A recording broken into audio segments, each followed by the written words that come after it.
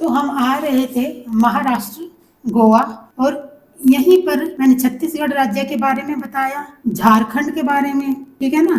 ठीक है, ये झारखंड तेलंगाना इसके बीच में है, यहाँ उड़ीसा हुआ, पश्चिम बंगाल, और इधर बंगाल की खाड़ी, और जहाँ ये 10 डिग्री चैनल आता है, इंदिरा पॉइंट पर हमारी समुद्री सीमा बिल्कुल ही समाप्त हो जाती है। तो मैंने ये इसलिए बताया क्योंकि कई बार पर्सनल बच्चों के मैसेज आते हैं कि आप इस उसमें बताएं कि किस प्रकार से ये कौन कौन से राज्य कहाँ कहाँ पर अवस्थित है। और अब ये जो जम्मू कश्मीर और लद्दाख है, ये तो पता ही है आपने, यूनियन टेरिटरी है, ठीक है ना, यूनियन टेरिटरी बना दिया। नो, इसके पश्चात हम बात करते हैं। मैंने पहली वीडियो में आप लोगों को ये बताया था, खनन के द्वारा लोहा इस्पात कहाँ से प्राप्त होता है। ये नदी घाटी से, कोयला धरती के अंदर से, चट्टानों से लोह इस्पात की तांबा वगैरह की परतें ये कहाँ पाई जाती है, उनके बारे में मैंने पिछली वीडियो में आप लोगों को बताया। अब दूसरी बात मैं ये बताती हूँ, जब वो वहां से सामान उठा कर ले आते हैं हम कंटेनरों के द्वारा या ये बड़े बड़े ट्रक वगैरह के साथ, वो सामान को वहां ढो दिया जाता है। किसमें? कारखानों, जो कारखाने लगे होते हैं, बहुत बड़े बड़े कारखाने हैं। फिर उसको वहां बिल्कुल साफ किया जाता है, बहुत हीट दी जाती है, उसको पिघलाया जाता है लोह इस्पात को। फिर उससे जो हमारे घरों में बर्तन बनते हैं वो उससे ही तैयार किए जाते हैं। और वो जो कारखाने थे, मैं ये भी बताया कि भारत में 1947 से पहले अपना जो देश था, अंग्रेजों का ही आधिपत्य था, मतलब अंग्रेजों का ही अधिकार था हर चीज पर। वो भारत वालों को तो कुछ करने नहीं देते थे, चाहे खेत में फसल भी खड़े उसे भी काट कर ले जाते थे। इतना मतलब दबदबा अंग्रेजों का भारत में रहा और कोई भी कुछ कर नहीं सकता था। दूसरी बात मैं आप लोगों को बता दूं, कभी भी 1.5 या 2 हजार से ज्यादा अंग्रेज भारत में नहीं आए हैं, लेकिन फिर भी हमारे ही देश के लोगों ने किस प्रकार अपने ही देश पर कब्जा करवाया, ये भी एक सोचने वाली स्थिति थी। उस समय भी जब भारत देश आजाद हुआ, 34 करोड़ थी हमारे देश की जनसंख्या, और मात्र 1.5 हजार बंदों ने भारत पर 200 वर्षों के लिए मतलब के राज किया। तो अब उसके बाद स्थिति छिन्न भिन्न थी। फिर कुछ कारखाने लगाए गए। वो कारखाने कौन कौन से थे, आइए यहाँ समझते हैं। पहले Indian iron and steel company limited की स्थापना की 1918 ईस्वी में बरनपुर पश्चिम बंगाल में की गई, और 1875 में कुल्टी में स्थापित की गई इस्पात संयंत्र हीरापुर में स्थापित ढलवा लोहा संयंत्र का विलय इस यंत्र में किया गया कि 1952 इसका नाम Indian iron and steel company कर दिया गया। कुल्टी, हीरापुर, बर्नपुर तीनों इसके अंग बन गए, और 14 जुलाई 1972 को सरकार ने इसका पहली बार राष्ट्रीयकरण किया था। जो Indian iron and steel company के बारे में बताया, तो राष्ट्रीयकरण कब हुआ था?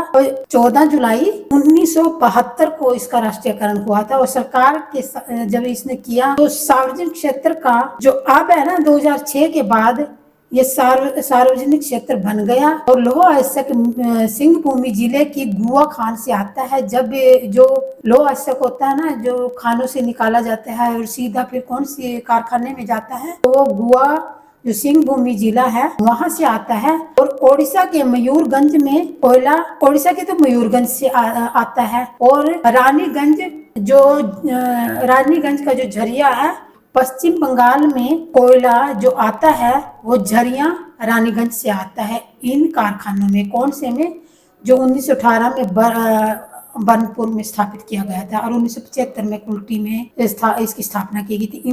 इन आर्य क्षेत्रों की मैं बात कर रही हूँ। तो ये तो यहाँ पर हुआ। अब मैं आप लोगों को कुछ और संयंत्र हैं उनके बारे में बताती हूँ। तो आज यहाँ पर समझते हैं लोहा इस्पात उद्योग, ठीक है ना, धातु उद्योग जिसे बोलते हैं हम, उसके बारे में यहाँ एक्सप्लेन करने वाली हूँ। यहाँ पर भारत का प्रथम लौह इस्पात उद्योग का कारखाना ब्राकर नदी के किनारे कुल्टी आसनसोल पश्चिम बंगाल में आयरन वर्क्स के नाम से स्थापित किया गया। पश्चिम बंगाल मैंने अभी आप लोगों को बताया था, यहाँ पर है, ये पश्चिम बंगाल है, यहाँ पर स्थापित किया गया था।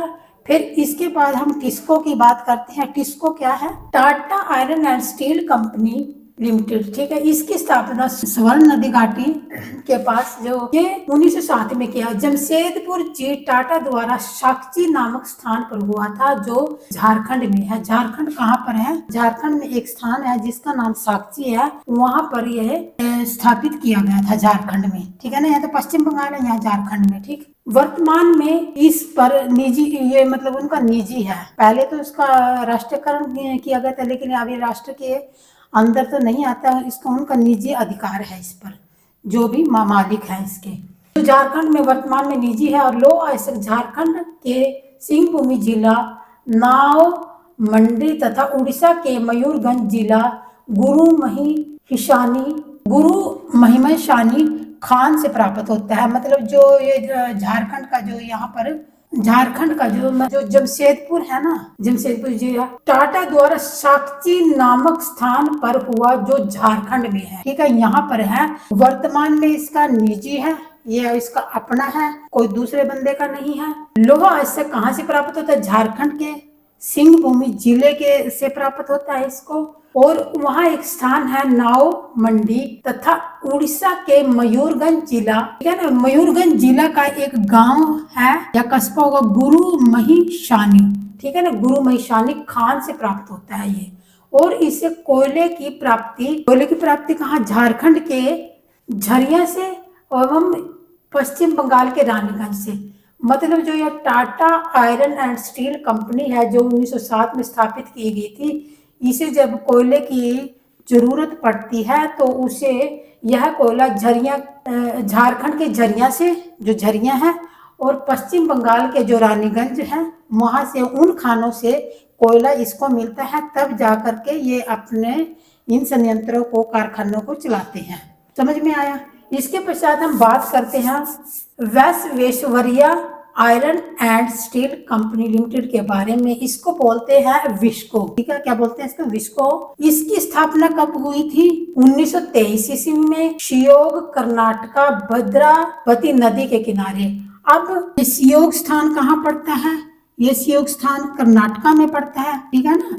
शियोग स्थान कर्नाटका में पड़ता है। यहाँ पर एक नदी है भद्रावती, उसी के किनारे पर यह स्थापित किया गया है, ये आयरन एंड स्टील कंपनी, ठीक है ना, विस्को जिसको बोलते हैं ना, ये यहाँ पर स्थापित किया गया था। अगर इसके अधिग्रहण की बात करें तो वो 1962 में, वर्तमान में इसका संचालन सेल द्वारा किया जाता है। और लौह अयस्क की अगर जो ये विस्को है, इससे कोयला वगैरह कहाँ से प्राप्त होता है, कौन सी खानों से आता है, तो वो लौह अयस्क की प्राप्ति कहाँ से होती है? मतलब कि कर्नाटक के चिकमंगलुरु में बाबा बुदीन की पहाड़ियों में स्थित एक पैमानगुंडी खान से प्राप्त होता है। अब क्वेश्चन यहीं से बनेगा, समझ में आ गया क्वेश्चन कैसे बनेगा? विस्को है, ठीक है ना, विस्को है, इसको कोयला कहाँ से प्राप्त होता है? तो आप लोगों ने क्या बताएंगे? क्वेश्चन में कर्नाटक अगर आ गया कोई क्वेश्चन, तो अगर राज्य का नाम आएगा तो कर्नाटक बोलेंगे, अगर किसी स्थान का नाम आया तो चिकमंगलुरु में बाबा बुदीन की पहाड़ियों से। और स्थित कहाँ पर है? तो वो तो जिला बहुत बड़ा होगा, उस जिले में पैमानगुंडी खान से यह प्राप्त होता है। तो कुछ और है, तमिलनाडु में जो यह 1930 में एक और लगाया गया था कारखाना, तमिलनाडु राज्य में सबसे पहले 1830 में लगाया गया था, लेकिन वो फेल हो गया था, क्योंकि उस समय पे भारत में ना तो आवागमन के साधन थे, हर जगह जंगल ही जंगल हुआ करते थे, लोग पैदल चला करते थे, ना कोई घोड़ा गाड़ी भी इतनी नहीं हुआ करती थी, 18वीं शताब्दी की बात है। इस प्रकार से भारत में इन कारखानों की शुरुआत हुई। और कुछ और हैं कारखाने, उनके बारे में मैं अगली वीडियो में डिस्कस करते हैं। आप लोग में लाइक जरूर कर दिया करो। और सबसे पहले मैं आप लोगों को एक बात बताती हूँ, आप लोग वीडियो तो देख लेते हो लेकिन लाइक एंड सब्सक्राइब नहीं करते हो। कृपया सब्सक्राइब कर, तभी तो मुझे पता चलेगा कि वीडियो सही बन रही है या गलत बन रही है। तो जय हिंद।